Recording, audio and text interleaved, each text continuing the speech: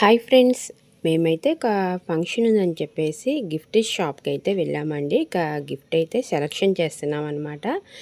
ఇక గిఫ్ట్ ఏముందిలే, వాళ్ళు అట్లా చూసి అట్లా పడేస్తారు అని అనుకోకుండా నిదానంగా అయినా షాపింగ్ చేసి కొంచెం మంచి గిఫ్ట్ తీసుకుంటే బెటర్ అండి.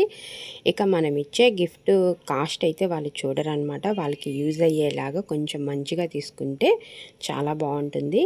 ఇక చాలామంది అయితే నన్ను ఫంక్షన్స్ అప్పుడు అలాగా మీకు ఛానల్ పెట్టి 3 ఇయర్స్ అయింది, మనీ వచ్చినాయి అక్క అని అడుగుతున్నారు. ఇక మనీ అయితే ఇంకా ఏమీ రాలేదండి. బట్ 3 ఇయర్స్ అయింది, మనీ రాలేదా అని కొంతమంది అయితే ఎటకారంగా కూడా అడుగుతున్నారు. బట్ అంటే 3 ఇయర్స్ అయిందని కాదండి, దేనికైనా కానీ ఓపిక ఉండాలన్నమాట. ఓపిక ఉన్న చోట మనకి ఓటమి అనేది ఎప్పుడు ఉండదండి. నేనైతే ఈ ఫిలాసఫీనే ఎక్కువ నమ్ముతాను.